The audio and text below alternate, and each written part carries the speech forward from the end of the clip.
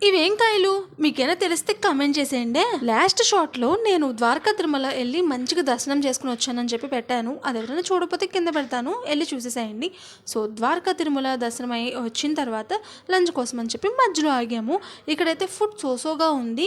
ఎవరైనా బిర్యానీతో పాటు కూల్ డ్రింక్ తాగుతారు, నేనేంటో లస్సీ లేనిదే అస్సలు రాలేను బయటికి. లంచ్ అవగానే మళ్ళీ అయితే స్టార్ట్ అయ్యాము. లాస్ట్ షాట్ లో ఏమో పామాయిల్ చెట్లు, ఈ షాట్ లో ఏమో కొబ్బరి చెట్లు.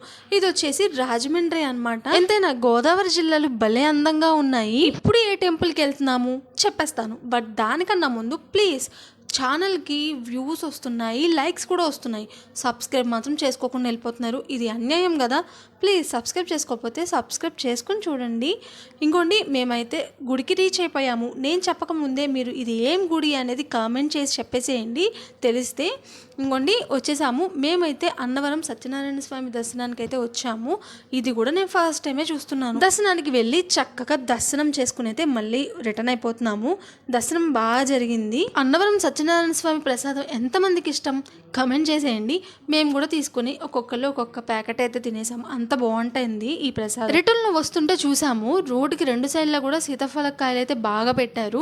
టేస్ట్ బాగుంటుందని చెప్తే ఒక టేస్ట్ చేసి చూసాము, భలే తీయగుందండి. అందుకే ఆగుతామా 4 డజన్లు తీసేసుకున్నాము. మా ఒక్కలకే కాదులేండి, కొలీగ్స్కి కజిన్స్కి అందరికీ కూడా తీసుకున్నాము.